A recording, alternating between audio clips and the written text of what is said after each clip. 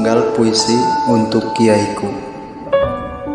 Kiai, bagaimana mungkin kami bisa berada jauh darimu? Sedang bersamamu adalah ketenangan hidup kami, Kiai. Bagaimana mungkin kami lupa, sedang engkau selalu mengingat dan mengingatkan kami. Kiai, ketulusan dan kasih sayangmu begitu lembut, terasa di setiap hembus napas kami, sehingga kami mampu hidup di kehidupan yang sebentar ini. Kiai, engkau ajarkan kepada kami tentang bagaimana mengenal Tuhan kami, bagaimana menjalankan tuntunan Kanjeng Nabi, tentang bagaimana memahami arti hidup, sehingga bersamamu kami bisa menjalani Islam dengan kafah. Kiai, lalu bagaimana mungkin kami mampu membalasnya, sedang doamu selalu mengalir di setiap denyut nadi kami. Kiai, kami hanya bisa memohon, semoga dalam langkah baik kami tak ada duri yang menyakitimu. Kiai, semoga rahmat Gusti Allah selalu menyertaimu. Amin, amin ya rabbal alamin.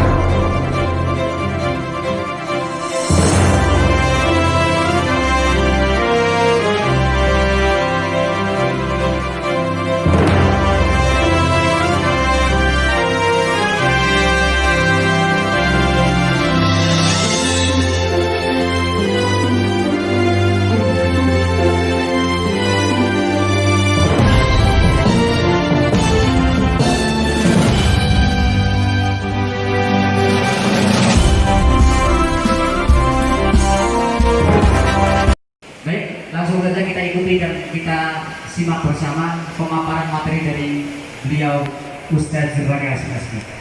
Kepada beliau dipersilakan. Assalamualaikum warahmatullahi wabarakatuh.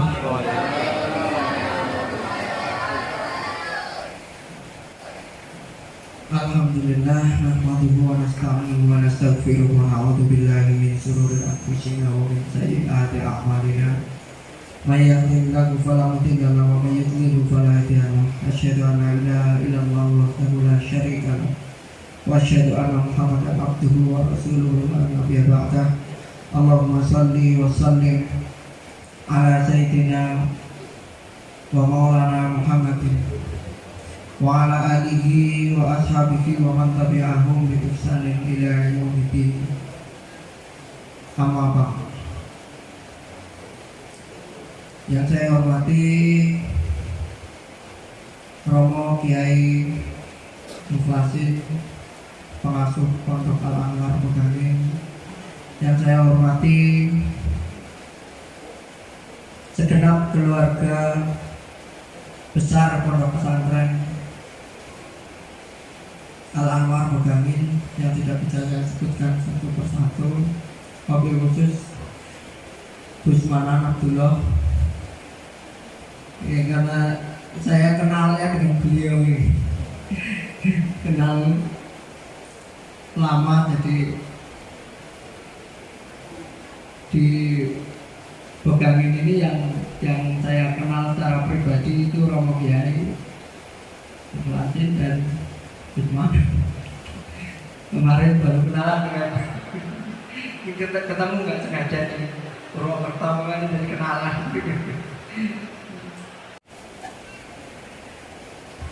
Alhamdulillah malam hari ini kita bisa berkumpul di majelis, insya Allah mubarakah. Amin. Ya Rabbal Alamin. Salawat dan salam mudah-mudahan selalu terlimpah pada Nabi besar junjungan kita Nabi Muhammad Sallallahu Alaihi Wasallam, selalu kita harapkan syafaatnya.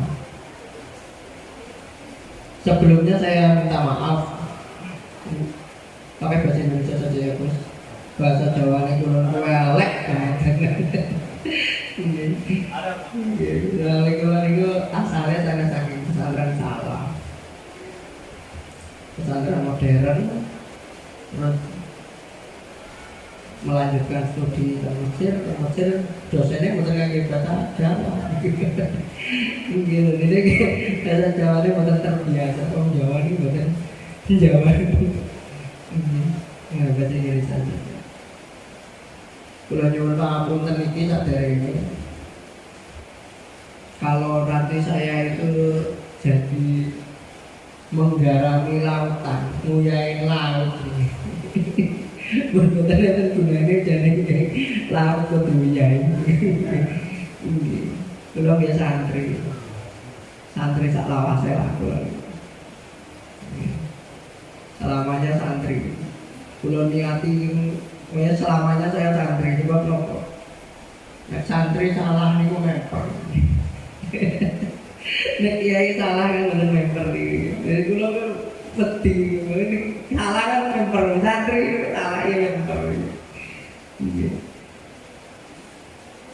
Alhamdulillah kula dipun amanati malam kan menyampaikan berbagi nopo ingkang kula gadahi lan kula niat ngaji kang mriki akeh panjenengan sedaya keluarga besar pesantren Al-Anwar Pegangin.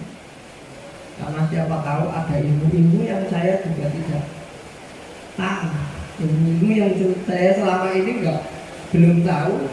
Nah, saya berharap jadi niat saya dari rumah itu ngaji. Saya senang kalau model seminar seperti ini, karena dengan begitu saya dapat masukan. Kalau biasanya membuat pengajian, itu kan saya ceramah itu kan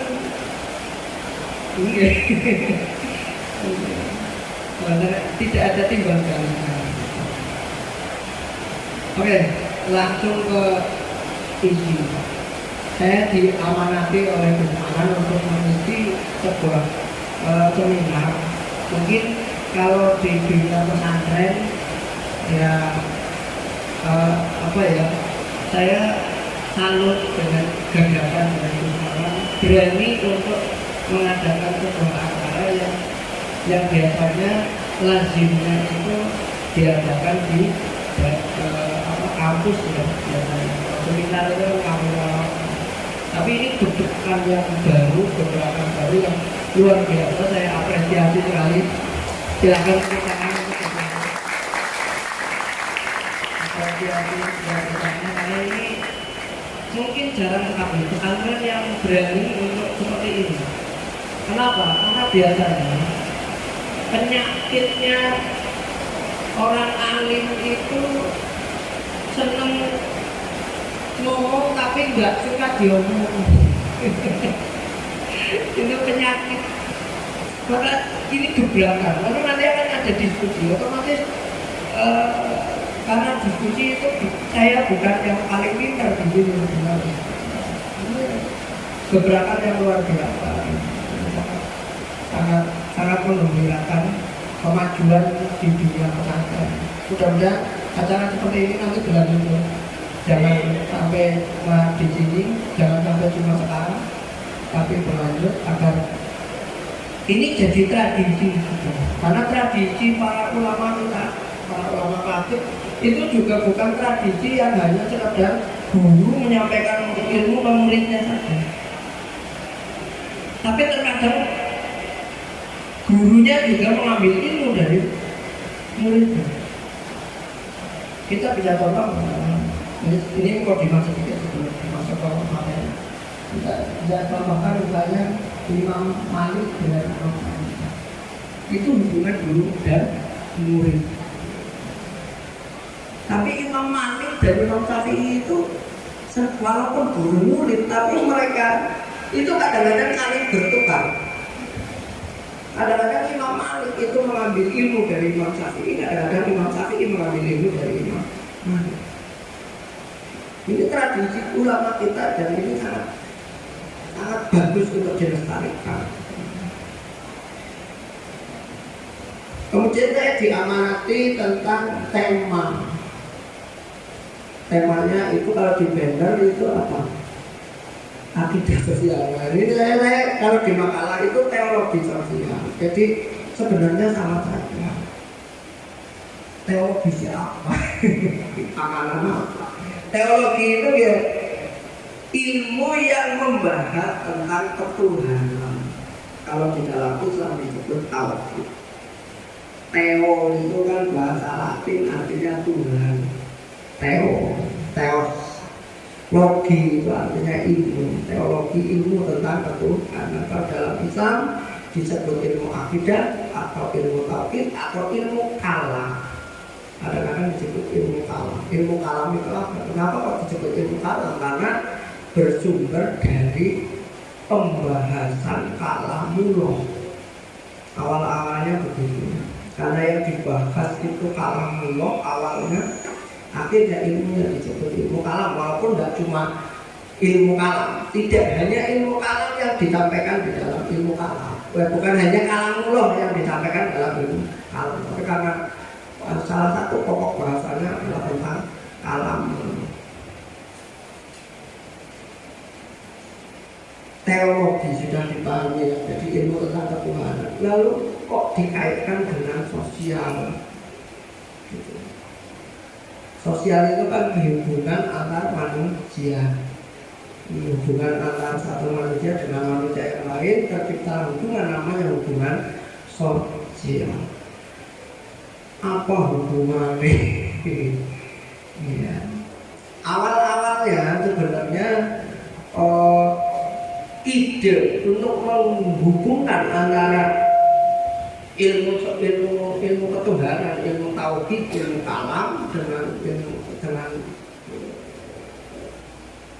fenomena sosial itu awalnya muncul dari orang-orang Barat sebenarnya, orang-orang non-Muslim. Tapi sarjana-sarjana Islam akhirnya tertarik untuk ikut. Kenapa? Kenapa tertarik? Karena ilmu kalam ini dianggap oleh sebagian akademisi itu mentok. Pembahasannya rampung nek sudah bahas masalah sifat 20, sifat wajib 20, sifat jadi, sifat mutakhir. Kemudian apa lagi? Tentang kenabilan, nubuwah, tentang risalah, tentang wahyu, tentang qada takdir, tentang af'alul ibad, perbuatan manusia. Ya wis itu mentok. Nggak ada perkembangan selanjutnya. Maka oleh sarjana-sarjana Islam modern, nah, kita cobalah ini dari tauhid ini kita hubungkan dengan kehidupan sosial. Hubungannya di mana? Nah itu nanti. Kalau panjenengan sudah membaca makalah yang sangat sederhana sekali yang saya buat kemarin itu di awal saya sudah menegaskan bahwa tauhid itu nantinya punya implikasi, punya akibat. Pertama, tauhid itu secara pribadi akan membentuk pola pikir. Jadi yang kadang-kadang jarang disadari oleh kita. Kadang-kadang kita tidak menyadarinya. Ya. Karena apa? Karena kebanyakan pesantren itu fokus kepada fikih. Nggih betul Pak? Nggih, fokus fikih. Bukan salah, tidak salah. Karena fikih juga sangat penting mengatur kehidupan sehari-hari kita, ibadah kita, muamalah kita, penting. Tetapi tidak disadari bahwa akidah tauhid itu membentuk pola pikir. Ibaratnya ngaten, nek fikih niku insine rumah, maka tauhid itu rumah itu sendiri, dinding-dindingnya, bentuk rumahnya. Maka kalau kita hanya mengisi rumah dengan perabotan mewah tapi bentuk rumahnya acak-acakan, ya akan rumah itu tetap sumpek, Pak. Rumah itu akan tetap sumpek. Kenapa? Karena sudah dari bentuknya itu sudah nggak enak. Walaupun punya kulkas, rumahnya pakai AC, sofanya empuk, pakai karpet, perabotan dapurnya lengkap, kamar tidurnya lengkap, tapi bentuk rumahnya itu nggak enak. Ya, rumah itu akan sumpek. Tapi walaupun perabotannya biasa-biasa saja, tapi dengan tata rumah itu enak, itu akan nyaman. Kenapa? Karena memang sudah bentuk rumahnya di setting untuk enak. Dan sama aja akidah tauhid, terutama kita sebagai nabi memakai tauhidnya adalah Ahlus Sunnah wal Jamaah. Nanti akan saya terangkan sedikit. Ahlus Sunnah wal Jamaah itu cakupannya apa saja, ada di mana saja. Kita sebagai nabi ini kadang-kadang tidak sadar Ahlus Sunnah wal Jamaah yang sering kita banggakan itu sebenarnya apa? Apakah Ahlus Sunnah wal Jamaah itu kunut, tahlilan, sholawatan atau apa? Ahlus Sunnah itu yang bagaimana? Ya, Ahlus Sunnah itu mencakup 3 matra. Ya, saya sebut 3 matra, tiga. Kalau TNI itu kan punya angkatan laut, angkatan udara, angkatan darat, ya kan? Maka Ahlus Sunnah itu juga 3 matra. Matra syariat yaitu fikihnya, ya, nanti dibahas itu. Kalau yang lebih paham, mungkin Gus Manan nanti lebih paham. Syariat itu fikihnya ada 4 mazhab lah minimal yang sampai ke kita sekarang hari ini itu 4 mazhab. Walaupun sebenarnya mazhab itu ada 80-an Pak. Madhab fikih itu bolong wae ora karuan. Lah kok sing tekan derek ke papatnya macam-macam ceritanya gitu ya. Ada yang terputus di tengah jalan, madhabnya tidak ada yang melanjutkan. Muridnya semoh lah, melu guru. Ada yang madhabnya itu melebur ke madhab yang lain, seperti madhabnya Imam Lais itu melebur ke Imam Syafi'i. Jadi Imam Lais itu ulama fikih Mesir. Itu ketika Imam Syafi'i hijrah ke Mesir, Imam Lais itu penasaran dengan Imam Syafi'i. Imam Syafi'i itu mau apa? Teka-teka sekarang Baghdad mau Mesir.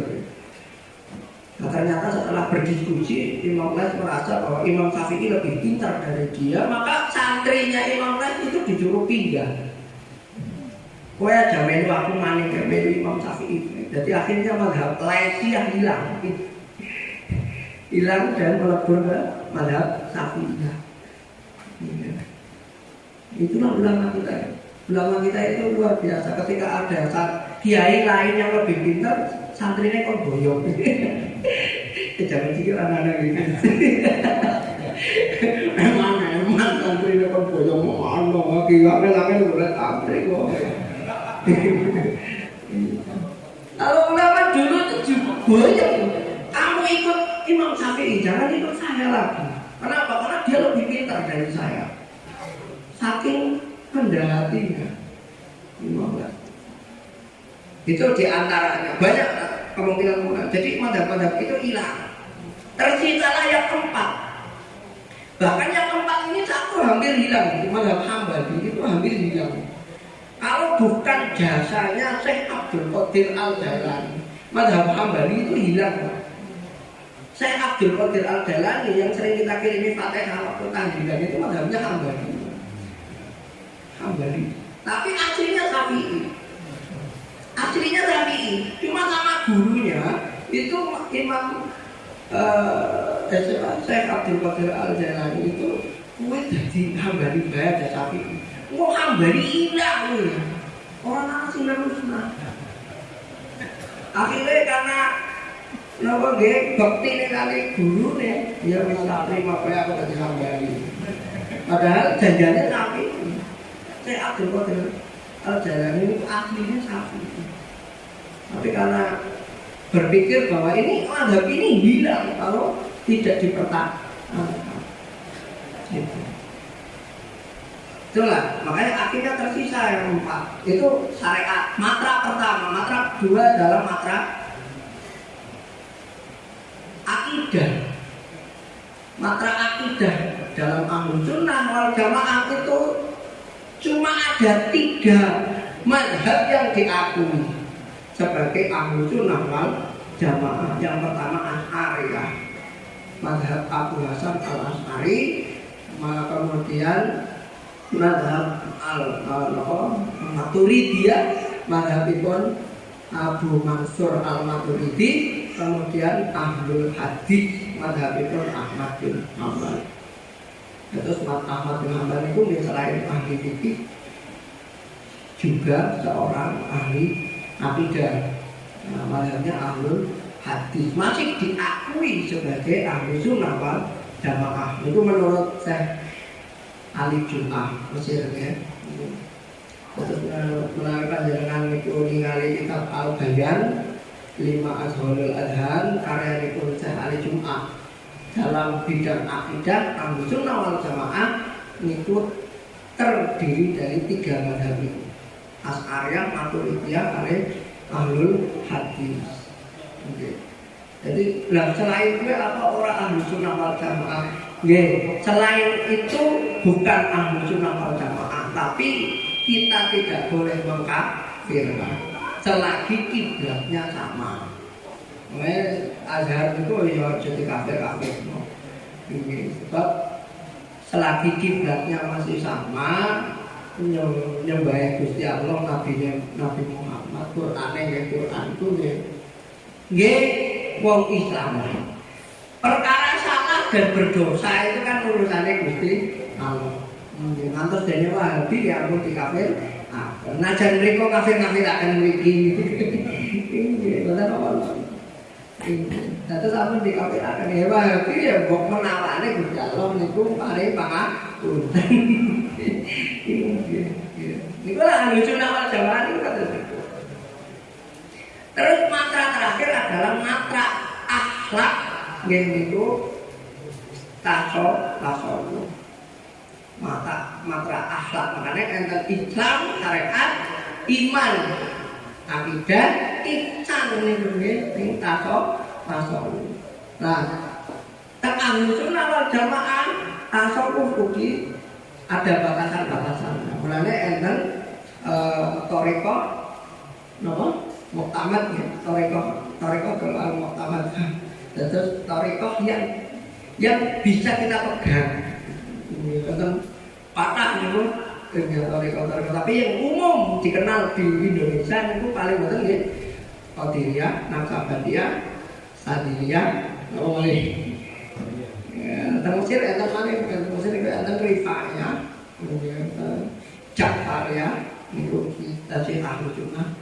Niku parah ya. Thariqah. Ya sami kados mazhab lah dalam bidang tasawuf. Nah, 3 matra ini harus seimbang ya. Harus seimbang. Kalau kita terlalu fokus kepada fikih, lalu menyepelekan akidah dan tasawufnya, ini kula kali panjenengan kulite kados tentara kaku. Kaku sebab nopo? Nah, tentara kan nganggo aturan ya, nopo ngawal aturan. Nah, terus jadi misalnya iki. Air boten bae mustakmal niku kan ukurannya setunggal kulah nih Pak. Setunggal kulah itu 60 cm kali 60 cm pinten iki. Volumenya itu. Nah, seniki nek kaya seniki nggih kudu ya sakmene. Kan boten setunggal kulah. Nah, niku mumet niku lek kaku niku nganggo fikih paling kaku niku. Nggih. Tapi kalau diimbangi dengan yang lain boten. Umpamane malih enten tiyang ngurusi akidah, tok mboten ngurusi fikih, mboten ngurusi tasawuf. Niku diimbangi mboten bener biasanya. Mboten bener kok kadang-kadang kula ningali teng Jogja niku. Kula kan sering aktivitas teng Jogja. Niku tiyang jarane lama sementing aku kan iman Gusti Allah, salat ora masalah. Nggih, padahal wingi santri mondok tapi barang si jarane sinau akidah malah mboten bener. Ninggalaken syariat. Nggih, sing penting kan apine iman, kan Gusti Allah. Ya apimu iman, awakmu ora dikon salat lho. Nggih. Emangnya kowe awak apa? Kita itu kan terdiri dari unsur rohani dan materi. Rohani kita ibadahnya dengan iman, material kita badan ini ibadahnya dengan ibadah fisik, sholat, puasa, zakat, haji. Itu kan ibadah fisik. Umpamane enten apa kula kali panjenengan iman tak Gusti Allah nggih tetep kedah dilaknat nggih enten la ilaha illallah diucap. Enten talafut terus dene tiyang bisu nek mlebet Islam mripun nggih tetep ngangge kode isyarat bahwa dia sudah melafazkan la ilaha illallah. Mboten saged dilepas. Enten paling, enten tiyang belajar tasawuf tok ning mboten mikir liya. Syariate ditinggalaken, akidahe mboten cetha, akhire jindik. Sing disebut arane niku napa? Jindik. Mulane Imam Malik niku tiyang sing sinau tasawuf mboten sinau syariat itu dados jindik.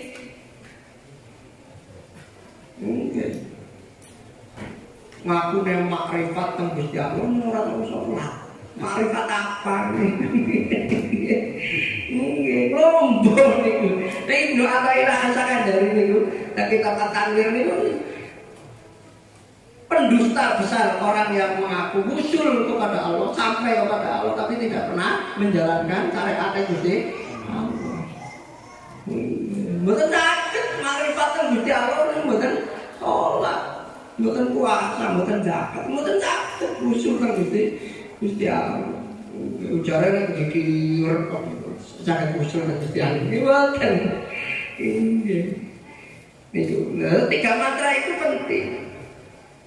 Nah, terkait kalian materi ini, terus karena ini fokus kepada masalah akidah, terus 2 mantra yang lain mungkin nanti di lain kesempatan. Mantra akidah ini, tauhid itu paling tidak berimplikasi pada manusia itu kepada 2 bagian, kehidupan pribadi dan kehidupan sosialnya. Kehidupan pribadi jelas, keimanan kula kali panjenengan ini kan dibangun dari tauhid. Jelas, mboten enten masalah. Ataupun kula kali panjenengan dados takwa, dados iman, dados mukmin, dados mutakin itu sebab tauhid pribadi. Tapi itu membentuk pola pikir. Mulane kula kali panjenengan saged ningali tiyang niku ketika kita berinteraksi dengan orang-orang di luar Nahdliyin, kok kadang-kadang pola pikirnya sejen ya. Sebab apa? Dari akidahnya sudah lain. Maka akidah itu penting, membentuk pola pikir. Sebab apa? Biasanya akidah itu erat hubungannya kalian ilmu mantik, ilmu logika.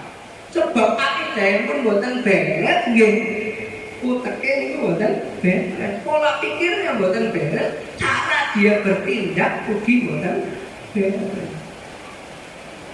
Maka implikasi selanjutnya pasti berimplikasi atau berakibat kepada kehidupan sosial.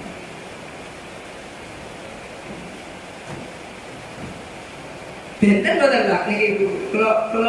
Kalau mengajak panjenengan sedaya itu melihat fenomena di masyarakat. Apa kan ya? Misalnya tiang Wahabi, kehidupan kan masyarakat kan beda, benten. Kenapa? Karena sudah pola pikirnya sudah lain, sudah lain. Pulau nate, langsung tiup badai nabrak wong, numpak motor badai nabrak itu, gara-gara numpak sepeda. Tiang itu tiang magang nganggur jubok, rakot sadaran bagus diblongsong itu bagus. Ini rapat niku nggih. Ning mati montore melu blongsong. Dados jilbab niku nutupi saing rintinge niku lho mboten ngertos ngono niku tiambake menggok, saenge mboten keton terus guling ngerin seporete kula. Nggih. Kan itu. Kenapa? Karena sudah dari pola pikirnya sudah lain, akidah yang dimunculkan dalam dirinya sudah lain, pola pikirnya lain, tindakannya akan lain. Ujarnya kan jalan itu aku boleh jalan yang baik saya bukan. Ya kan? Orang mikir riting, orang mikir apa, menggok baik saya udah, batinnya dia ini terataban bukan?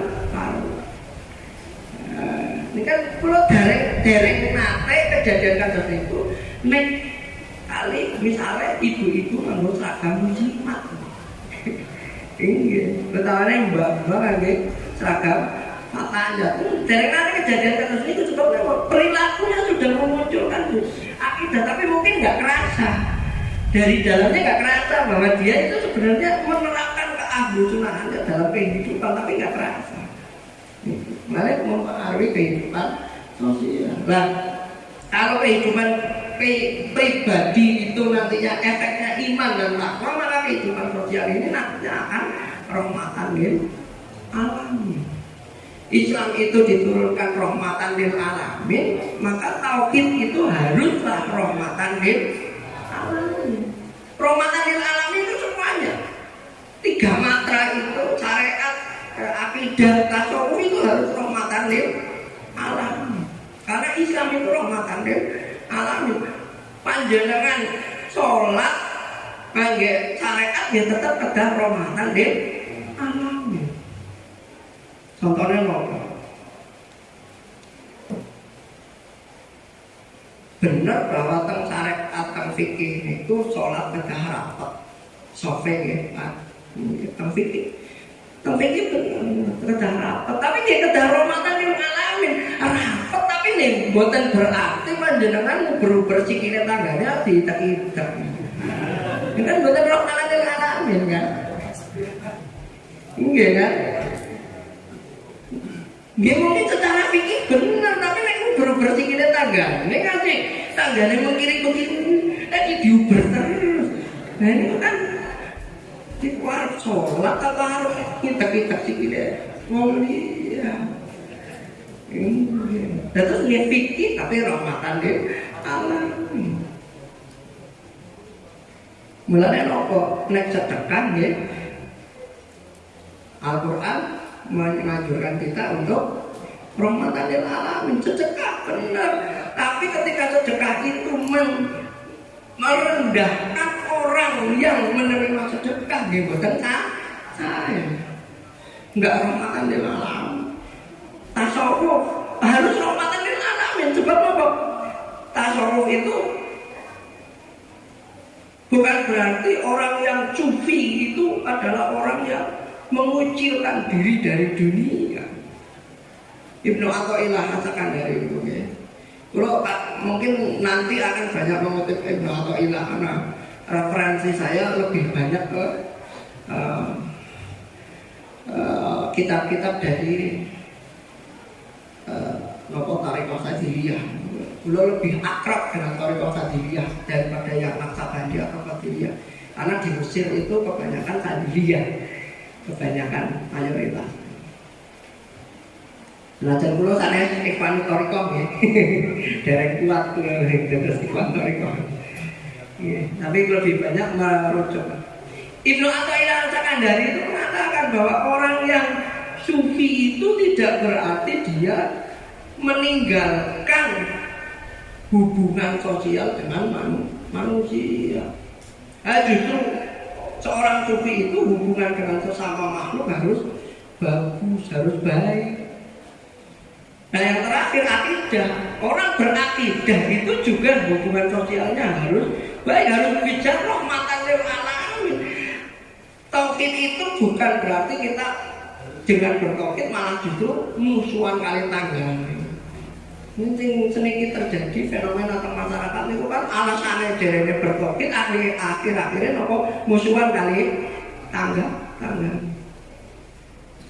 Aku nih, saya sedang menegakkan tauhid. Akhirnya musuhan kali malah putar kali tangga kali yang sepaeng dengan kadang terus. Ibunya dewa PKF berapa? Mungkin perlu dipertanyakan juga terus tengah jenang. Niku tanggane Gus Badrus iki. Lilike Gus Manan. Niku enten terus niku ngaji duka teng pundi alasane menegakkan tauhid, ibune dhewek niku dikafir. Kan mboten rahmatanil alamin. Ibune dhewek niku dikafiraken. Dan tauhid niku nggih ugi tetap memunculkan sifat rahmatil alamin. Rahmat terhadap sekalian Allah. Dengan kita mengakui Allah sebagai satu-satunya Tuhan, itu kita tidak menafikan bahwa Allah memerintahkan kita untuk saling tolong-menolong, saling menghormati, saling menghargai, saling serabung ke masyarakat. Terus Gusti Allah benar memerintahkan kita kul huwallahu ahad, Allah itu Maha Esa. Tapi di ayat yang lain kan Allah memerintahkan kita untuk berhubungan sosial dengan masyarakat. Niku teng makalah lagi kalau cantumaken niku. Nggih kula mengutip surat Al-Asr ayat 9 niku nggih. Nah terus niku kan ceritanya tentang hubungan antara kaum Muhajirin dan Ansor. Dan terus dengan bertauhid itu justru kita itu semakin peduli dengan orang lain. Mulane napa? Kanjeng Nabi sallallahu alaihi wasallam ngendika. Lah yu'minu ahadukum hatta yuhibbu li akhihi ma yuhibbu li nafsihi. Niku tulisannya kan makalah salah kurang titik niku li akhihi ora kok niku kurang ngantuk niku. Nah terus Rasulullah ngatur dene ngendika mboten sempurna iman salah sawijine saka sira ngantos dene sira iku seneng kanggo dulure iku napa-napa sing di sira senengi nggih awak piyambake pripun niku. Niku hadis niki sering disalahartikan. Nggih, hadis ini sering disalahartikan teng ustaz-ustaz. Mulane kadang-kadang kula nek ngono pengajian teng TV teng apa oh ustaz niku dalil kali niki hadis niki kok boleh nerjemahaken biasane niku napa tidak sempurna iman salah satu dari kalian sampai kalian mencintai saudaranya seperti mencintai dirinya sendiri. Keton ustadz boten paham nahwu sorof jelas boten paham. Sebab napa niku kan pun cetak nggih. Tidak beriman salah satu dari kalian atau tidak sempurna imannya salah satu dari kalian sampai kalian itu menyukai nopo sesuatu li akhihi untuk dimiliki oleh saudaranya ya ibu nafsi yang dia menyukai untuk sesuatu itu dimiliki untuk dirinya sendiri. Ini terjemahan apa ini tuh? Mulane terjemahan kangge niki lebih saya tentang pesantren-pesantren nggih kangge makna gandul niku langkung saya sebab nopo detail. Atau dene li jadi terjemah akan. Nah tuh maknane hadis niku kados ngaten, Pak. Nek kula kali panjenengan niku iman kan Gusti Allah niku berarti napa sing kula kali panjenengan senengi nek disuwun teng sedulure niku lak kencung.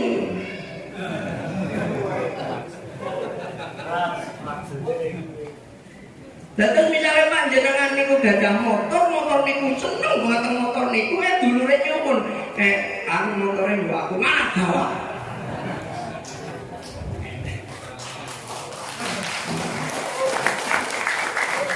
Niku maknane hadis niki kados niku. Malah diterjemahkan tidak sempurna iman salah satu dari kalian sampai kalian mencintai saudaranya. Wis jelas ora makul biyen niku huruf ma niku makul bi. Objeknya niku ma. Mencintai sesuatu bukan mencintai saudaranya. Iya, terus nek misale wis larang mobilnya saya anak bawah iki. Niku kudune wong iman niku kados niku sebab napa niku sing dipratekaken karo para sahabat. Utsman bin Affan nalikane ditembungi teng Kanjeng Nabi, Utsman ya arep wong Islam arep perang karo wong kafir butuh unta. Jawabane Utsman bin Affan ngomong niku beto mawon sedaya Kanjeng Nabi niku beto mawon sedaya. Dan mboten disisani. Anak bawa kabeh.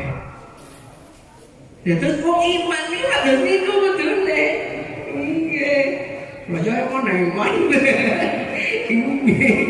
Iki berarti dereng sempurna iman.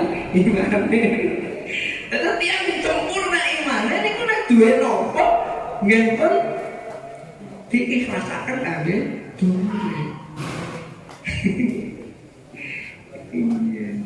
Ini kados niki biasanya dipraktekkan kan para santri nggih, Mas. Mbak, nggih kan? Iya, sabune dhewek iki sabune bathi.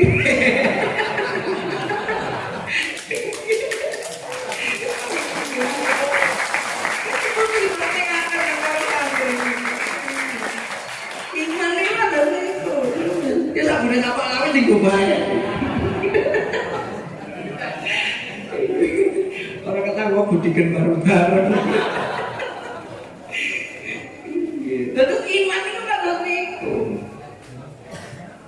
Mboten berarti ketika iman niku malah justru egois, napa dados serakah, pelit, bakhil, mboten malah justru semakin iman semakin pemurah, semakin dermawan. Jadi nalakane misalnya santri alumni ini ya, alumni pondok mriki sing pun sukses iki disuwune tak iki lah pondoke ageng butuh bangun. Nah, pinten Pak Kiai, pinten pun dibutaken pinten. Iku kadang ada niku kudune. Iya. Terus pun mboten eman-eman. Nek panggih dulure iku pun mboten eman. Ini kan bukti bahwa yang namanya tauhid itu berkaitan erat kalian hubungan sosial. Terus malih, ya, poin kedua ini yang paling penting juga bahwa tauhid niku, ya, ini ku lagi lanjutan ya mas. Terus sana sederhana. Nah, tauhid niku berarti pertama misalnya ini contoh nih ya, anas nopo ya, seluruh bagian betul cekap mangke wektale. Ini contoh. Kula kali panjenengan iman teng Gusti Allah sebagai pencipta alam. Iman betul lah, iman ya, iman. Iman teng Gusti Allah sebagai pencipta alam itu berarti kita meyakini bahwa Allah itu tidak menciptakan makhluknya satu macam. Gusti Allah kan dikatakan niku teng Quran itu kan nggih. Teng surat Hujarat nggih, Gusti Allah menciptakan lanang wadon. Suku enten Jawa, enten Sumatera, enten Cina, enten Jepang, enten Amerika. Menawan. Nggih. Allah mboten menciptakan satu macam. Nggih. Berarti nopo kalau kalian panjenengan gagal menghormati perbedaan. Perbedaan itu niscaya di dalam kehidupan manusia. Pasti sesama engku mawon bisa benten-benten ya Pak. Pada badai hijau, nek PKB Ropet 3 di benten. Namun ini tapi hijau. Memang Gusti Allah sunat turun niku menungsa niku mboten didamel setunggal. Benten-benten maka dengan tauhid kita harus mengakui perbedaan. Mengakui perbedaan berarti kita menghormati perbedaan. Dengan begitu kita menebarkan kasih sayang di tengah kehidupan. Mboten tahu. Nggih memang Gusti Allah enten nyiptakaken tiyang ingkang beriman enten sing boten. Lha apa wong kafir kuwi gaweane Gusti Allah. Nggih gaweane Gusti Allah, gaweane cinta. Kekafiran itu ciptaannya Allah Bapak. Al-Muslim wal Jamaah itu meyakini bahwa kekafiran pun itu ciptaannya Allah. Dulu setan tuh gawe, setan kita yang apa? Setan itu ada sakit menciptakan sesuatu itu ada sakit. Terus dia kekafiran tetap gamelannya Gusti. Kalau kata saya Gusti Allah menciptakan iman, Gusti Allah mungkin menciptakan kafir. Nomor kayu lu kafir kena apa diciptakan? Kok bisa gue jeruk banget ya kan? Enggak, alon-alon. Nah terus dia enten sing iman, enten sing kafir itu pun pasti. Inggih, Gusti Allah ngendikan mengutip tiga ayat.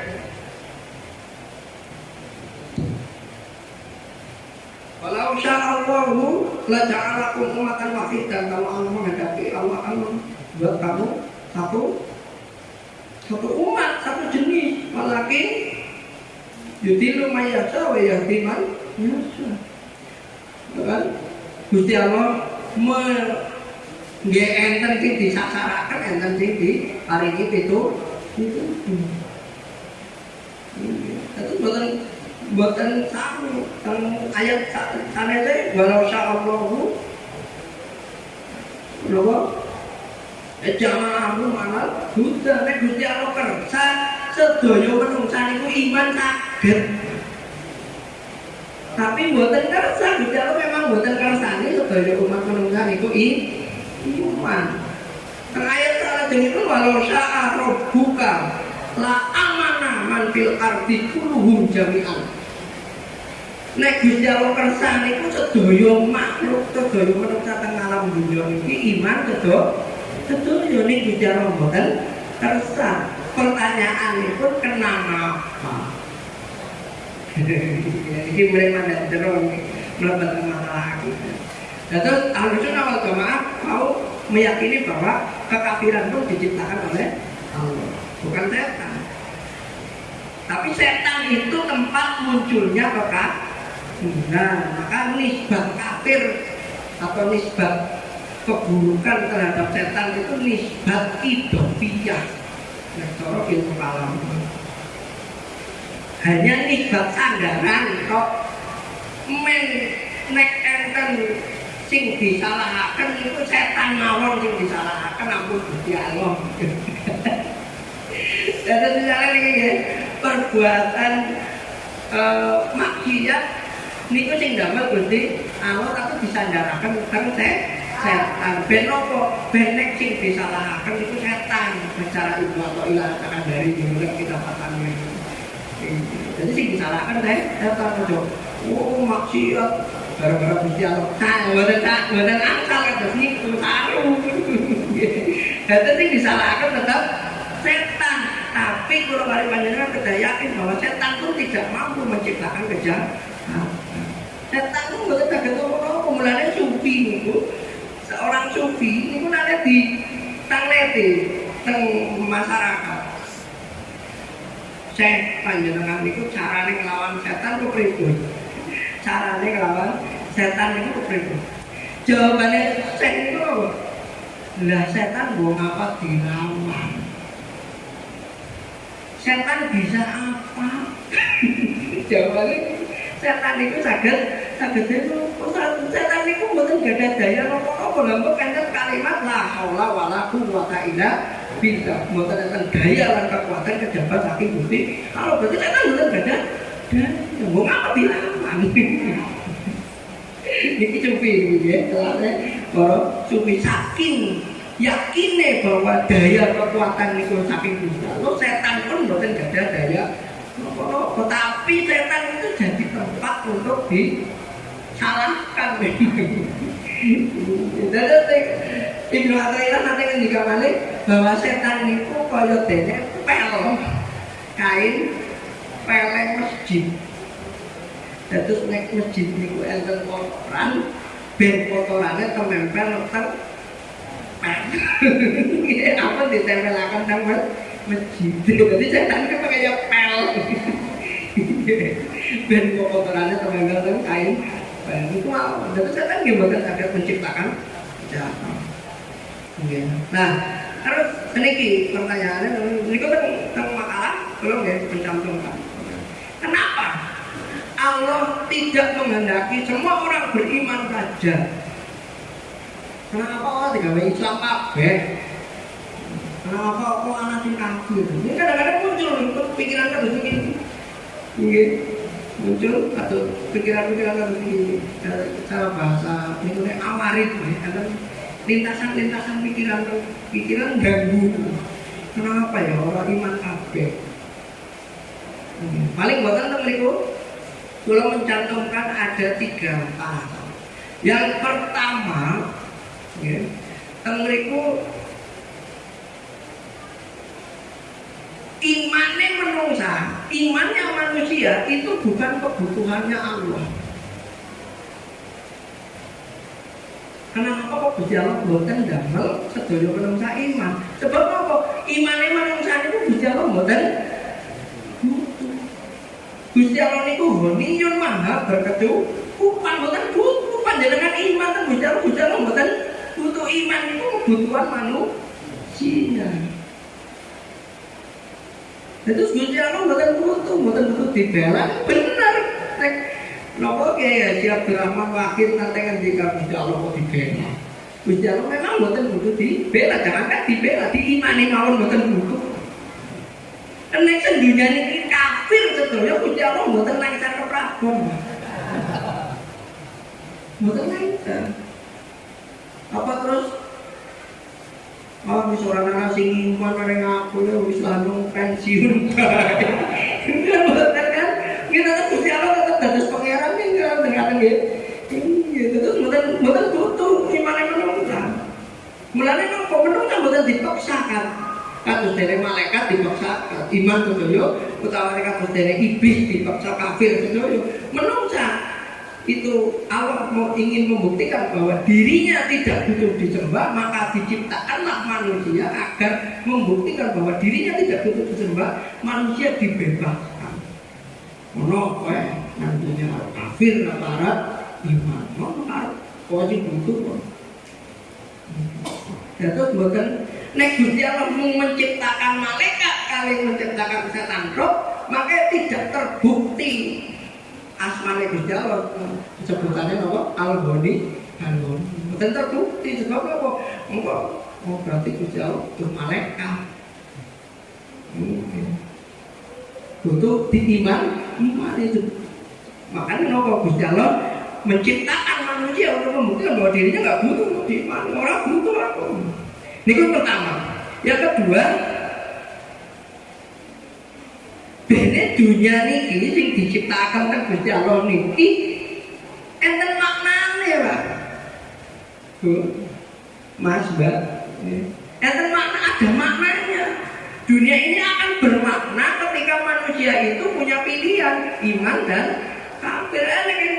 Nopo manusia diciptakan kados dari malaikat, mboten enten sing kafir utawa kados dari iblis, mboten enten sing iman. Dunia niki mboten enten maknane.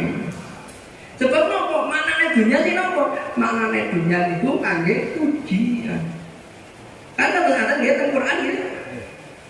Wala nabluwannakum bisyai'in minal khawfi wal ju'i wa naqsin minal amwali wal anfus. Dan kami pasti akan menguji kalian. Ya, terus dunia ini ujian. Nah ini nek ujian pesertane genah lulus kabeh itu maknane nopo? Kan nggih. Nggih mulane panjenengan iki santri-santri bersyukur sekolah kan pesantren, sebab pesantren itu mengajarkan ujian itu menentukan lulus dan tidak. Bener kali sekolah formal kadang-kadang lulus mboten setuju dengan model sekolah formal yang mesti ujian, sing penting mangkat ujian ya lulus. Nggih, kula dados guru nate nggih, dados guru teng sekolah formal 5 tahun niku atine brontak sebab kok dasare kula santri biasa nek ujian niku menentukan lulus dan tidak, tapi nek teng sekolah formal niku asal makat lulus. Mulane santri niku bangga sebab kok dites temenan lho ora apal ora lulus. Kan ngaten nggih santri. Iya, sekolah formal ora apal ya makat ngisi absen lulus. Mboten enten maknane. Lah dunia niki, alam dunia niki maknane kangge ujian kangge manusia. Nggih ujian lah nek mboten menungsa niku dipaksa Gusti Allah iman sedaya tawane walikane nggih. Sabalikannya nggih. Kafir semuanya ya. Dunia ini enggak ada maknanya. Ya kan? Enggak ada makna setan ya. Mboten ada maknanya. Ini adanya setan kaki goda menungsa ini iman kafir menungsa ngapain? Ini ketika dunia ini tidak ada maknanya maka akan terjadi kesia-siaan. Padahal teng Al-Quran disebutkan ya habari pengulane Gusti Allah itu ketika makolak dahana Gusti Allah panjenengan boten nyiptakaken niki alam dunia niki atau makhluk lah ya, menciptakan seluruh ciptaannya dengan batin sia-sia. Maka sia-sia dunia ini menerangkan maknanya. Nggih ngomong Gusti Allah menciptakan bumi, padahal Gusti Allah pun ngendikan awal penciptaan Adam, ya, bahwa Gusti Allah badhe menurunkan khalifah di bumi. Berarti bumi itu harus ada maknanya, maka manusia harus diberi pilihan. Diberi pilihan, mau memilih kafir apa iman. Yang ketiga, yang terakhir, kenapa manusia tidak diimankan semua atau dikafirkan semua? Karena Allah itu ingin menunjukkan kemahakuasaannya dan kemahakayaannya. Kata tahu nih, hampir mirip. Terus Gusti Allah itu kepengen menunjukkan bahwa piyambake benten Gusti Allah itu beda dengan raja dunia. Gusti Allah itu raja ini benteng kali raja dunia. Nek raja dunia itu apa? Raja dunia itu nek rakyat itu boten tunduk lekar. Gitu kan? Raja dunia harus presiden rakyatnya pun boten enten tunduk nih. Ini mundur rakyatnya. Tapi Gusti Allah dia membuktikan bahwa dirinya raja dan saya tidak seperti raja dunia. Saya tidak butuh rakyat, tidak butuh ketundukan rakyat dan Allah Maha Kuasa. Itu ya. Mbok enten sing taklet makanya teng masyarakat tenang apa wong iman ora dibaleni iman kabeh. Nggih sebab iman itu sanes kebutuhane Gusti Allah niku kebutuhan kula kali panjenengan. Gusti Allah ugi Maha Suci mboten butuh. Gusti Allah niku raja ning raja mboten sami kali raja dulu.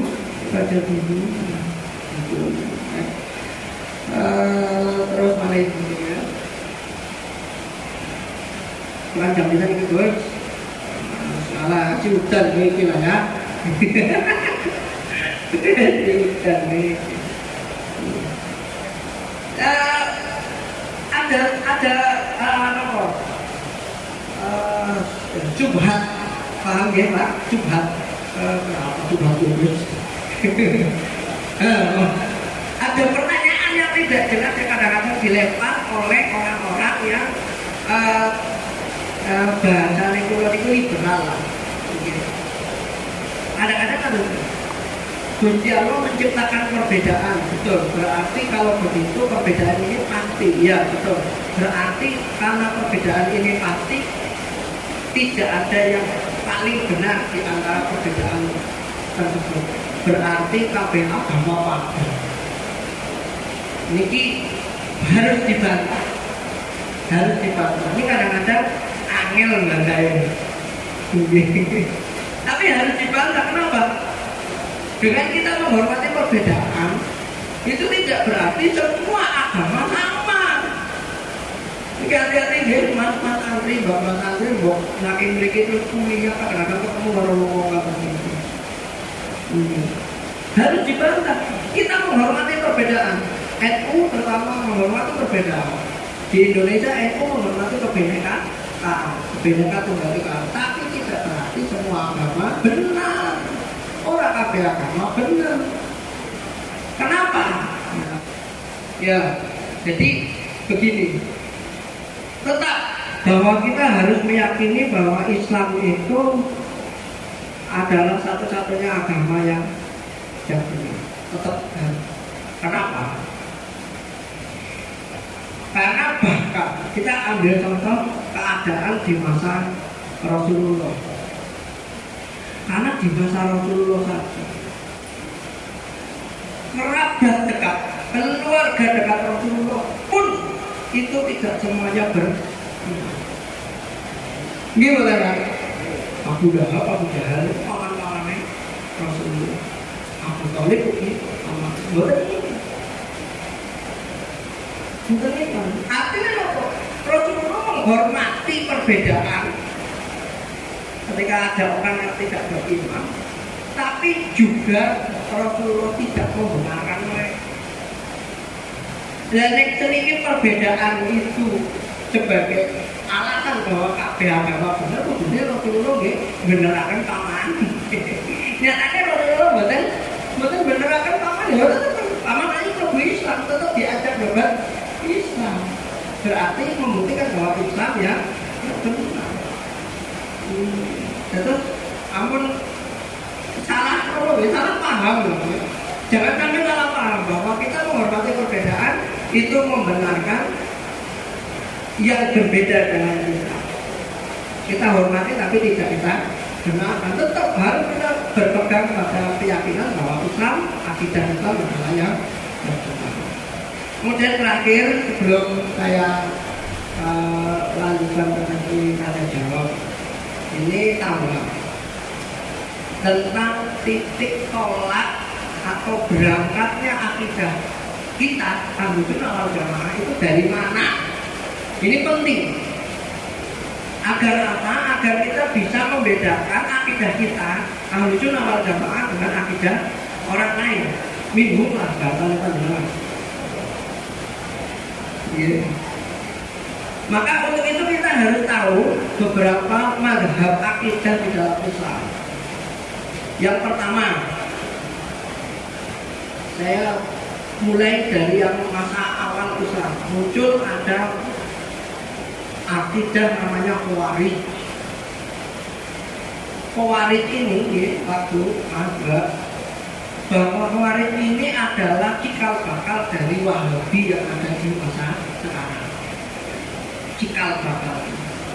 Jadi Quran itu cikal bakal tiap-tiap ngapir-ngapir akan akan itu kan kayak awal Islam kan. Paling boten dari masa awal tabi'in lah. Mereka bertemu sahabat. Khawarij itu asal atau pondasi pemikirannya itu apa? Khawarij itu pondasi pemikirannya adalah menghukumi sesuatu berdasarkan teks atau nas cara bahasa pesantrennya. Ini bukan mandang abad ini loh, mandang abad. Jadi Khawarij itu pikiran dasarnya niku beranggapan bahwa Al-Quran, Sunnah itu adalah hakim. Hakim itu apa? Berarti putusin ya. Itu mulanya nopo Khawarij itu tekstual. Nopo enten ayat dipraktekkan karena dia hakim. Akhirnya dilanjutkan pemikiran Khawarij itu Ibnu Taimiyah, Muhammad bin Abdul Wahab, nama sedikit adalah karena awal mulanya hakim itu yang Quran dan hadis. Mulanya nopo Khawarij atau sedikit Wahabi ini bukan mengakui adanya ulama, bukan mengakui fikih, bukan mengakui istilah. Mulanya nopo kembali ke Al-Quran dan hadis, karena Al-Quran dan hadis itu dianggap sebagai hakim. Maka Khawarij ini nantinya itu memiliki dua cabang. Enten sing muncul dados Wahabi atau dinamika ya, Wahabi Salafi itu. Enten sing muncul dados Hakimiyah. Hakimiyah ini dados apa? Hakimiyah itu dados kelompok-kelompok Islam yang getol banget memperjuangkan hukum Islam dados undang-undang negara. Hakimiyah. Merek teng Mesir enten Ikhwanul Muslimin. Merek Indonesia yang enten itu jamaah harusnya HTI ya termasuk. HTI itu ya termasuk Hakimiyah. Terus mereka menganggap bahwa Quran hadis itu harus jadi undang-undang. Jadi nek orang dari dia orang gelem lah. Ini bahkan akidah itu harus ada dalilnya. Padahal loh, nek kula kali panjenengan memperhatikan sejarah Rasulullah pernah loh mendasari sebuah akidah tanpa Al-Quran. Loh, apa pernah Rasulullah ketika awal dakwah Gusti Allah nurunaken wahyu ke Rasulullah, ndawi Rasulullah kan dakwah terang-terangan. Pertama kali terang-terangan itu kan Rasulullah apa? Munggah ke bukit ya. Munggah itu ke bukit, saking bukit dhuwur itu ngundang penduduk Mekah. Ya penduduk Mekah, kowe pada percaya apa ora nek nang mburi kuwi ana musuh sing arep menyerang kota Mekah? Jawabnya penduduk Mekah apa? Dia percaya Muhammad. Karena orang tahu logo percaya. Karena di sini ya, yang menurut yakin, makanya ini kan tentang ceritanya ini. Terus Nabi itu mau ngendikan, nah, kau jika percaya orang, nek aku ki Nabi, orang mah. Itu. Jadi mereka Rasulullah itu membangun keyakinan akidah bukan dengan ayat, tapi dengan logika. Mereka ya, percaya orang yang namburi itu orang muncul, iya percaya. Dan percaya aku Nabi, percaya enggak? orang. Malah Abu Lahab nopo tabun kayak Muhammad ya. Terus asbabun nuzule ayat surat Allah. Terus mereka Nabi kan bukan ngangge ayat berargumentasi tapi bukan ngangge ayat. Nabi Ibrahim ugi kados ngaten. Nabi Ibrahim kan golek Gusti Allah gitu. Gusti Allah sanenge ya. Mbak ini kan kowe suruh Gusti Allah bulan kayak bulan purnama bulan purnama ya. Gusti Allah geni disiram mati. Gusti Allah ini kan terus golek iki Nabi Ibrahim. Kan bukan kayak ayat, tapi membangun keyakinan akidahnya dengan akal. Tetap akal itu selagi tadi sehat, itu bagian dari syariat. Malah buatan akal ditinggalkan lah panjenengan sholat dasarnya berakal loh ya Pak. Gitu kan? Karena buatan berakal lu buatan sholatnya. Lihat mungkin. Utamanya yang dikatakan begini. Sing jenengane akidah kudu ngaku Quran ora oleh ngaku akal.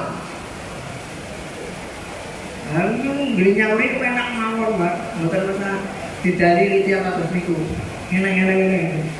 Buat amplong ngasih ilang akale kok bar kowe kok wae Quran men maca ae ngono ora.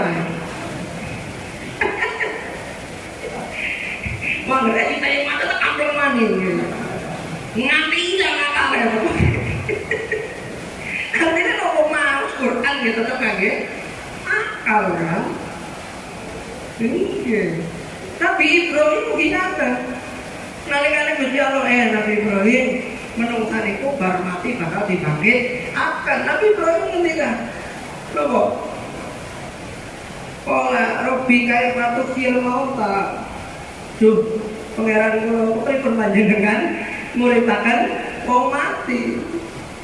Nabi Allah dijawab, pola awal min Ibrahim pola iman.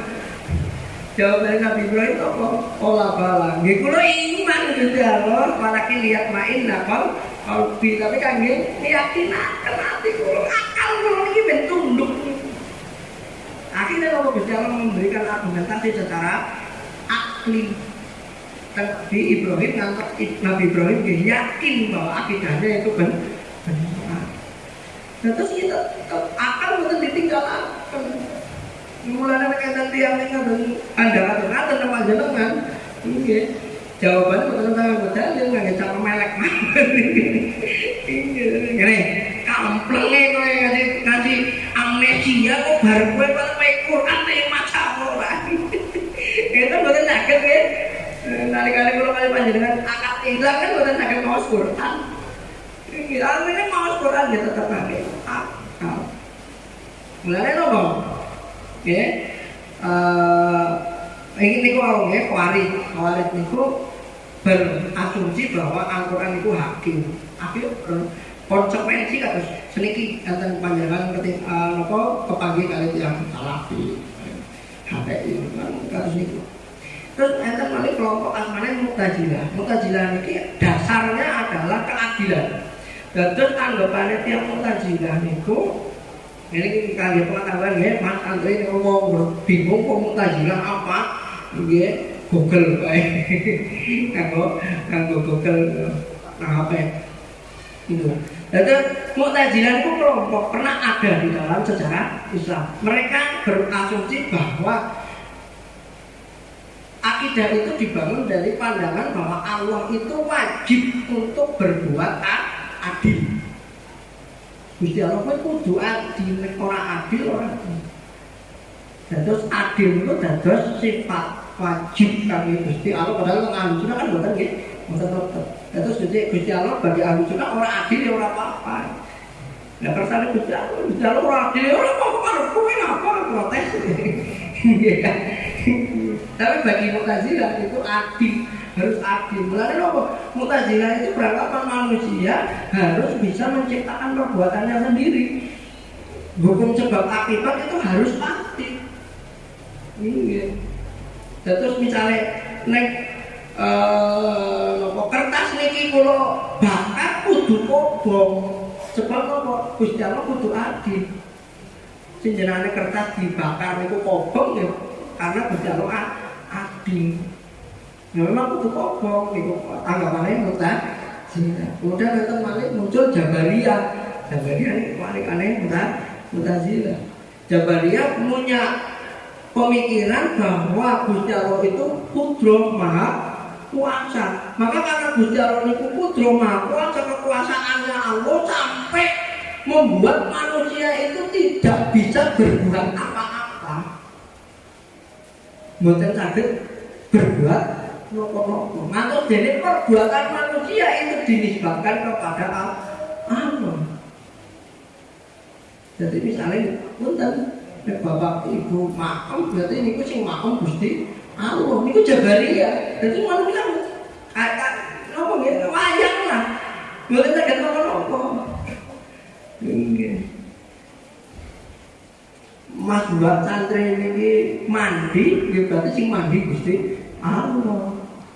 Nah ini kan banyak keyakinan kata itu kan benar. Aku urip mati ya karena Gusti Allah. Ya benar Gusti Allah sing mateni, tapi kan nopo nggih? Nisbat itu bukan kepada Allah. Terus misalnya ini wis dewasa kabeh kok ya. Dan umpamane niki tiyang bojo ndak sing nyiptakaken anak niku sinten, Mas? Gusti Allah. Gusti Allah ya nyiptakaken anak. Tapi sing ndamel bojone meteng niku sinten?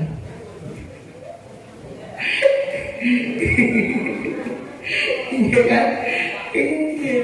Masa Gusti Allah sing meteng iki? Gimana dia akhidah kan sampe terus Kristen. Gimana? Nyiptakaken anak niku Gusti Allah kok nggih bojone meteng ora mboten yen tergantung ning lanang. Kumpuli apa ora dikumpuli ngono. Iku nggih, terus bendera tetap sing nyiptakaken tapi nisbat perbuatan tetap dinisbatkan kepada manusia. Niku ahli sunnah tapi nek Jabariyah mboten, Jabariyah kabeh Gusti Allah. Nah niku teng mriku nggih kadang salah. Nggih. Kados dene enten corona niku nggih, penyakit wabah. Nggih. Sakit niku sing ndamel Gusti Allah, tapi ketempelan penyakit niku nggih akibat perbuatan manusia itu sendiri. Tapi sakit niku sing ndamel Gusti Allah. Niku. Sehat sing ndamel Gusti Allah, tapi panjenengan angsal obat niku merga panjenengan tindak teng dokter. Nek panjenengan meneng mawon teng omah mboten angsal obat, tapi sehat niku sing ndamel Gusti Allah. Tapi obat mboten saged ndamel sehat. Niku titik tolak Jabariyah niku menganggap bahwa semua asalnya Allah. Kemudian ada lagi kelompok satu lagi ini sebelum Ahlu Sunnah itu namanya Murji'ah. Murji'ah ini pernah ada dulu zaman dinasti Umayyah kira-kira. Murji'ah ini punya pemikiran apa? Pemikiran bahwa dasarnya adalah bahwa mereka itu manusia itu boleh berharap kepada Allah dan harapan itu tidak terbatas. Mulanya nopo akhirnya Murji'ah ini menafikan yang namanya khauf, rasa takut ke Gusti Allah. Jadi ngarep-ngarep kan Gusti Allah tapi mboten enten khaufe. Akhirnya nopo yang Murji'ah itu nek maksiat misalnya mabok ini ya, mabok lah ya apa Gusti Allah ngampuni. Tapi dia mabok mawon. Mboten itu khaufnya, tidak ada rasa takut, tidak ada rasa terikat dengan syariat. Terus kenapa kau orang sholat lah? Sholat apa lah? Gusti Allah nggak aku panjang ngarep aku mlebu surga. Itu mlebu surga bae ora sholat ae mlebu surga iki. Niku Murji'ah. Mboten benar sebab apa? Rasa harap harus diimbangi dengan rasa takut. Kula kali panjenengan ngarep akan rahmatipun Gusti Allah tapi ugi wedi teng siksane Gusti Allah dengan cara kula kali panjenengan melaksanakan kewajiban, melaksanakan syariat. Terus mboten ampun salah ngarep-ngarep rahmate Gusti Allah ning mboten salat. Nggih mboten bener. Iya, niki murjiah. Pernah ada dalam Islam. Itu kelompok ini dimanfaatkan oleh beberapa pemimpin Islam waktu itu untuk apa? Untuk melegitimasi perbuatan. Jadi misalnya dheweke dolim ini korupsi misalnya. Kowe kenal apa korupsi? Ora apa-apa, korupsi ya ora panjang Gusti Allah ngampuni itu lebih juarga. Ini korupsinya jalan terus ini pernah ada ngomong seperti ini. Tapi terus hilang. Nah, terakhir para bapak ibu, mas juga santri sedaya, Ahlus Sunnah wal Jamaah itu titik tolaknya dari mana? Ternyata Ahlus Sunnah wal Jamaah madhab yang kita jalani, terutama Asy'ariyah, Maturidiyah, kalau di Indonesia yang paling banyak Asy'ariyah, itu titik tolaknya adalah rahmatullah dan kebijaksanaan Allah. Jadi semua cara pandang kita terhadap Allah itu adalah rahmatnya Allah. Lalu kok tiap ahli sunnah itu berkeyakinan bahwa mlebet surga itu ugi sebabnya rahmat. Sanes Allah. Bukan Allah kan Rasulullah kan yang dikatakan karena rahmat. Tapi Ahlus Sunnah wal Jamaah juga meyakini kebijaksanaannya Allah. Maka dari itu seimbang antara roja terhadap rahmat dan khauf terhadap siksa. Seimbang. Rahmate Gusti Allah di arep ning wedi teng siksane Gusti Allah ugi dilakoni dengan cara kita menjalankan syariat. Jadi seimbang. Ahlus Sunnah niki disebut sebagai Islam moderat karena seimbang. Mboten kados Mu'tazilah sing Gusti Allah dikudu-kudukaken. Jadi Mu'tazilah niku nek enten tiyang maksiat Gusti Allah niku kudu nyiksa tiyang maksiat, wajib nyiksa yang maksiat. Niku Mu'tazilah, tapi kadang-kadang wong NU lagi NU gak ada pikiran ke sini lho. Nggih. Padahal itu sanes kok Ahlus Sunnah. Ahlus Sunnah mboten mewajibkan Allah. Gusti Allah kok diwajib-wajibkan. Nggih. Dan ini kersane Gusti Allah mboten nyiksa tiyang maksiat apa ya? Kula kali panjenengan protes kados napa ya mboten bakal diripokaken. Ya kenapa? Pemberian pahala, pemberian siksa, masuk surga, masuk neraka itu berdasarkan rahmat dan kebijaksanaan.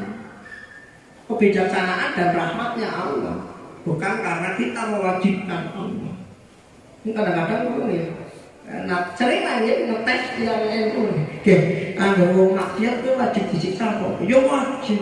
Nah, kok berarti Mu'tazilah. Salat Ahlus Sunnah bukan mewajibkan. Nah terus kayak nggak ada orang tiang maksiat disiksa mereka. Nah ini memang kebijaksanaannya Gusti Allah dan itu bukan berkaitan kali amal.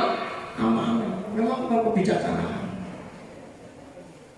Yang bayangkan misalnya yang sholat disiksa kan kadang tahu nih Pak. Ini kan. Memang Gusti Allah ternyata mengetahui sesuatu yang tidak kita ketahui. Dia mau sholat, tapi orang niatnya orang benar, akhirnya disiksa. Ini, tapi mungkin juga ada suatu ketika kebalikannya, yang maksiat ini bukan disiksa, misalnya. Jadi hubungan antara memang ya, datang bukan enten istilahnya pengadilan dunia tentang Ahlus Sunnah wal Jamaah itu hanya sebatas penerapan hukum syariat. Pengadilan dunia itu penerapan dari hukum fikih tok, tapi bukan menghakimi seseorang mangke tengah akhirat. Mboten ngertos. Apa buktinya enten kados niku? Enten. Nggih. Zaman Rasulullah itu enten tiyang zina mah. Tiyang zina niku ngantos lapor ping 3 teng Rasulullah. Rasul kula zina. Rasul meneng mah. ping kalih tekawani ngene wong niku nggih Rasul kula zina pasti menang. Datang ketiga kali dak Rasul kula zina. Tadi ditakoni nang Rasulullah, "Kowe mabok ya?"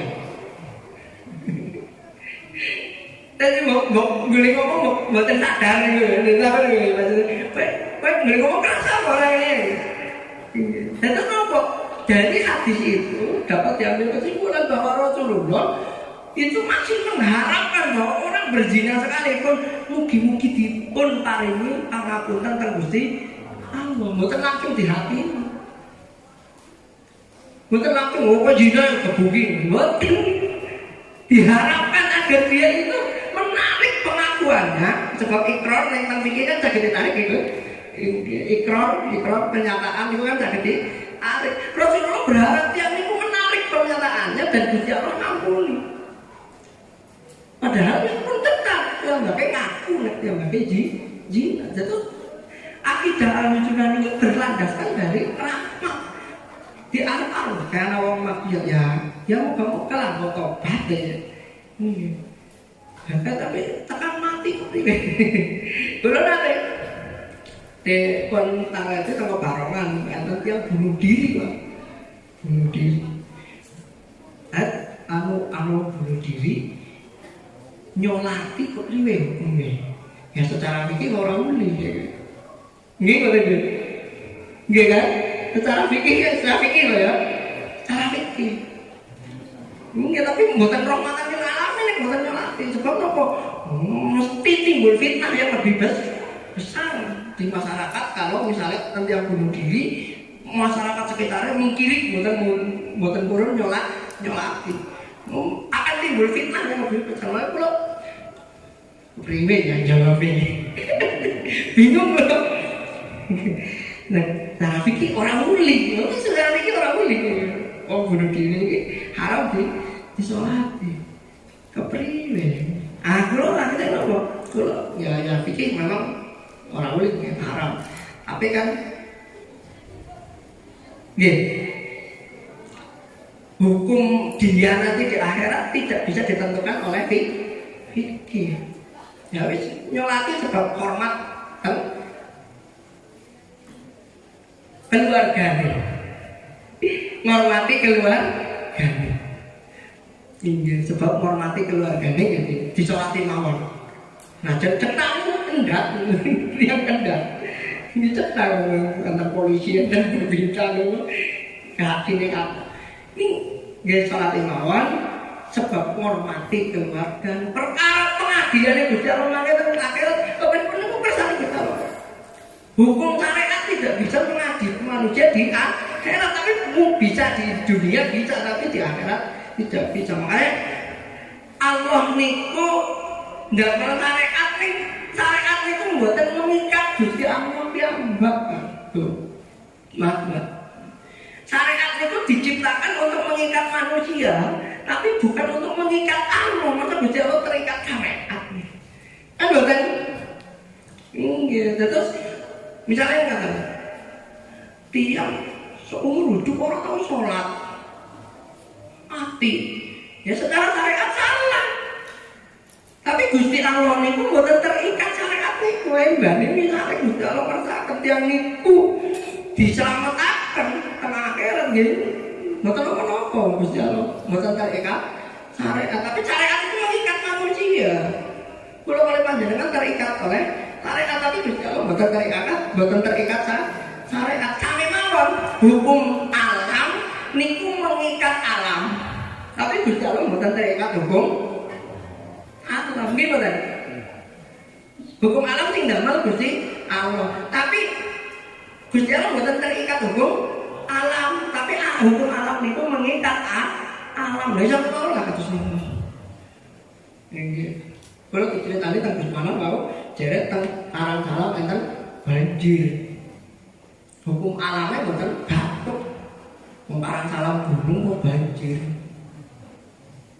Kan nggih? Tapi kalau sadar bahwa ini hukum alam hanya untuk mengikat alam, tapi kersane Gusti Allah bukan terikat hukum alam. Mulanya Imam Al-Ghazali tentang kitab Tahaffudzul Falasifah Niku mengatakan membantah para filsuf bahwa hukum sebab akibat itu sebenarnya tidak ada. Gimana? Jadi keras banget dalam beriku. Berarti kok priwe? Hukum sebab akibat itu tidak ada. Lah hukum sebab akibat sing ana teng alam dunia iki nopo? Sing ana teng alam dunia iki namung tasawuf. Lho cara Imam Al-Ghazali. Tasawuf itu lho mboten ngertos bahasa Jawane nopo. Apa ya?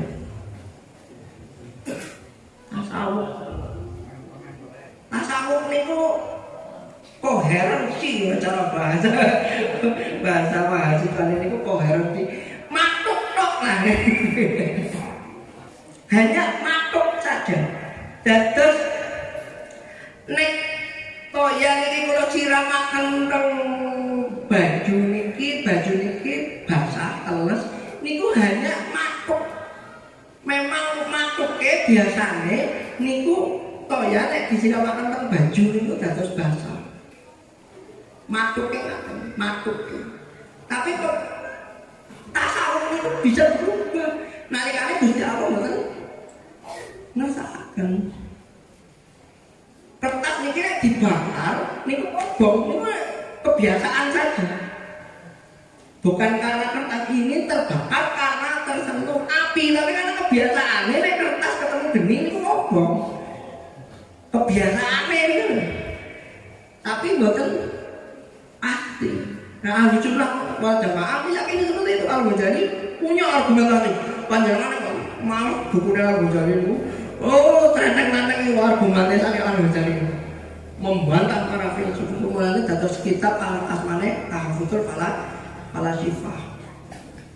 Karena para filsuf itu berkeyakinan bahwa alam ini punya hukum yang pasti. Mangke resikonya hukum alam itu pasti. Makanya mukjizat itu mboten enten Pak. Geni nek bisa mutaken teng penungsan iku penungsane kobong, tapi Nabi Ibrahim mboten.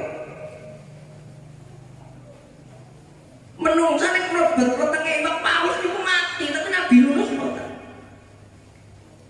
Niku. Terus hukum alam itu hanya kebiasaan saja dan Gusti Allah saking enteng rubah. Saking enteng orang angel lah. Bukan mengeluarkan usaha yang berat bagi Allah untuk merubah kebiasaan atau tasawuf tadi. Tetap ahlu sunnah itu punya pemikiran yang seperti itu, maka itu harus kita jadikan landasan berpikir kita sehari-hari.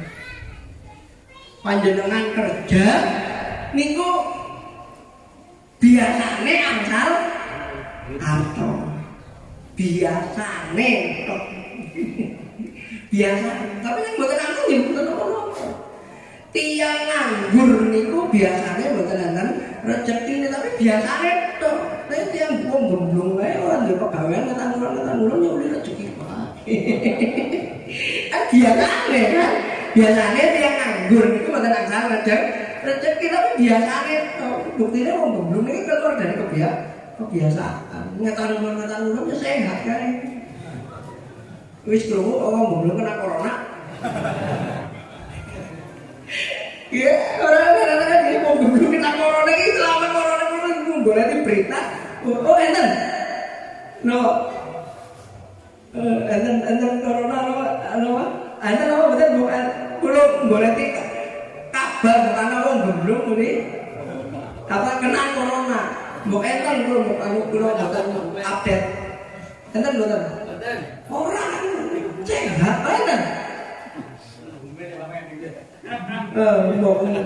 Nggih niku ya mungkin tapi yang jelas bahwa hukum sebab akibat itu menurut ahlu sunnah wal jamaah itu sebenarnya itu hanya tasawuf saja. Nyambung betul. Nek kula terkena sebuah penyakit itu saya sakit badan saya itu hanya kebiasaan saja. Tapi bisa jadi suatu ketika saya kena penyakit dan saya sehat-sehat saja. Sakit banget. Dan itu terbukti karena itu OTG orang tanpa gejala. Kena penyakit positif. Ini pemain sepak bola kan Italia itu Ibrahimovic. Itu kena corona. Awalnya sehat bergatal-gatal. Nah cepat ngomong, jadi memang tidak ada hubungan antara penyakit dan sakit. Sebenarnya secara akidah ngomong langsung dokter apa ini apa main. Tapi secara akidah itu tidak ada hubungan antara penyakit dan sakit sih kemarin itu kalau penyakit di sini memang Gusti jauh bukan ada hubungannya. Kalau jadi arto kali rezeki bukan ada hubungannya sih. Karena yang diatur kan Gusti Allah niku rezeki sementara arto niku manut hukum Allah panjenengan kerja asal arto tapi bukan rezeki niku pun diatur kan Gusti Allah sebab Rasulullah ketika rezekine menungsa niku napa makam mancing di makam napa kali pakaian sing diagem kali harta sing sedekah akan rezekinya menungsa cuma 3 tem. Dadi sing diatur kan Gusti Allah makam mancing di makam iku mboten bakal keterima. Sega sing ngendang badhe mlebet teng kromone panjenengan iku boten bakal mlebet teng kromone wong liya. Mboten bakal jamin. Sebab apa? Iku rezeki. Enggak perkara duit itu urusan lain. Sebab duit sanes rezeki. Bingung. Bingung kan? Ini sebab rezeki itu 3 bab. Kalau Imam Al-Ghazali dalam kitab Al-Minhajul Abidin nanti mau jelaskan sebuah kisah. Sadarnya kalau kasih ini ya. Sebuah cerita. Jadi ada orang sufi yang ingin membuktikan surat Al-Hud napa nggih nek mboten kesupen kula ayat 6 wa ma min dabbatin fil ardi illa rizquha illa Allahi rizquha kecuali Allah yang menentukan rezekinya. Tidak ada dabbah atau makhluk ya, hewan di atas bumi ini kecuali rezekinya itu ditanggung Allah. Niki sufi kepengen membuktikan. Sufi niki pengen buktikan. Niki diceritakan dalam kitab Minhajul Abidin. Niku napa? Sufi niki meninggalkan keluarganya, mboten bekto sangu, meninggalkan kota, golek panggonan sing kira-kirane iku mboten ditemoni teng tiyang. Ini tempat terkucil dari dunia. Wis kok orang ana kepikiran arep mana lah. Itu nemu tempat kados niku enten gua, ya sufi niku mlebet gua. Wis meneng wae jalan apa temenan rezekine niku ditanggung dari Gusti Allah. Temenan. Niku menjelang maghrib udan deras kados wau niku ya. Udan deras. Terus enten tiyang ngaum digerakkan teng Gusti Allah. Yang niku ngaum teng gua niku. Tiyang niku saudagar beto dagangan.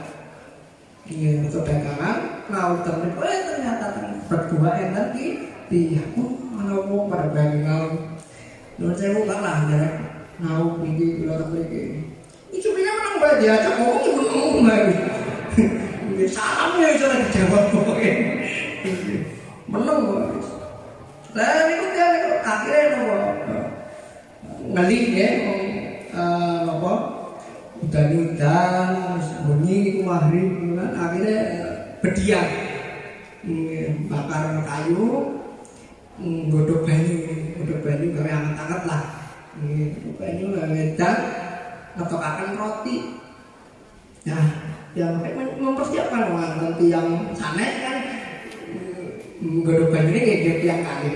Rotine nggih tiyang kali. Sampun rampung sedaya persiapan ya bapak niku sing sufi niku ditawani. Ya Syekh, niki monggo lah. Entene roti kali banyu anget tok.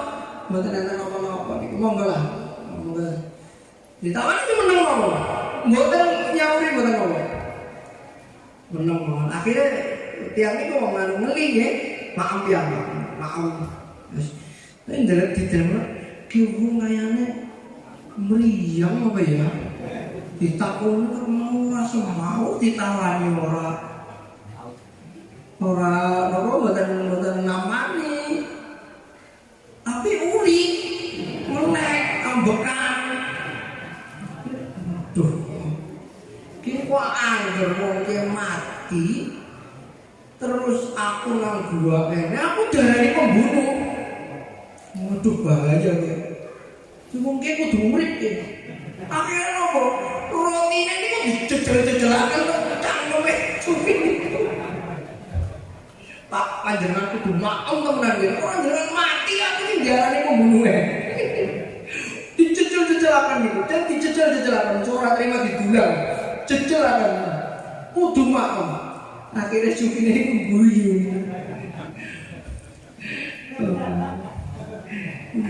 Guyune apa?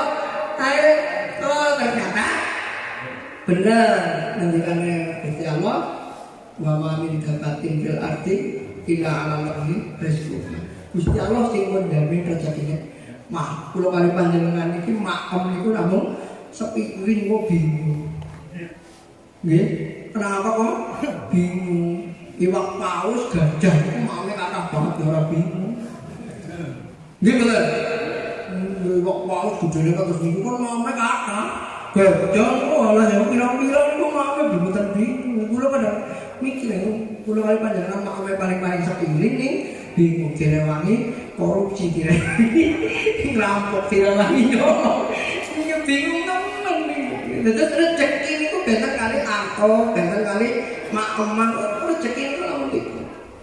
Sing di makem, sing di napa agem, sing di sedekah. Sing di sedekah rezeki cekap kok niku pasti kekal dugi akhirat. Mulane sing disedekahkan nggih rezeki. Iku nggih, para bapak itu Mas Mbak Santri sedaya pangapunten iki kula mbok nguyai. Nguyai lah tapi calon nggih. Iki tasih sederhana banget pembahasannya, tasih jarang nopo nggih. Lah urung apa maneh lah. Mukadimah lah nggih. Mukadimah saking ilmu kalam. Ilmu kalam ageng banget cakupanipun. Mulane para ulama niku ngarang kitab ilmu kalam niku kathah Pak. Imam Ar-Razi niku ngarang kitab ilmu kalam judulnya Mathalibul Aliyah. Niku sok menjilid ilmu kalam, balas ilmu kalam sejilid tipis ya umat iku kesangan jilid. Nggih, karena ilmu kalam itu sebenarnya adalah ilmu yang sangat penting sekali agar kita ya paham dengan kehidupan kita di dunia. Kehidupan kita di dunia itu kan jelas tujuannya satu. Ya. Bahwa khalaqul jinna wal insa illa liya'buduni. Ini begini nang begini kan kejabat kanggo nyembah kan Gusti Allah. Terus tujuan kula kali panjenengan itu nyembah kan Gusti Allah. Adapun yang lainnya itu ujian. Sing pasti niku nyembah, liyane niku ujian. Enten bangga, enten keluarga, putra, enten jabatan itu ujian Tuhan. Tapi yang pasti adalah niat untuk menyembah. Kadang-kadang kita lebih serius kepada yang lain daripada yang tujuan utama. Serius dan jabatan dan kekuasaan, harta, keluarga, tapi lupa dengan tujuan utama. Gimana? Sedikit ini yang bicara belum betul persiapan saking griyo betul persiapan materi nopo ini pada persiapan di betul tanda kepokuran nanti sekarang subuh. Ini maka kalau silakan dan moderator makanya mungkin ada diskusi kalau termasuk melaskus orang apa ya. Insya Allah lah, mungkin dengan kita meleknya kita malam ini insya Allah menjadi pahala ya. Sebab Allah menjanjikan bahwa orang membicarakan ilmu atau sendiri itu didoakan oleh bahkan iwakan lautan dia doakan. Jadi mulai para ulama itu setitik turunnya itu kata lebih senang memanfaatkan waktunya untuk memikirkan ilmu daripada untuk tidur. Ya, ngeten para bapak, para ibu, para santri, santriwan, santriwati ingkang saged kula aturaken. Hanya seperti itu nanti kita lanjutkan di diskusi. Wallahu muwaffiq ila aqwamit thoriq. Wallahu a'lam bishawab. Wassalamualaikum warahmatullahi wabarakatuh.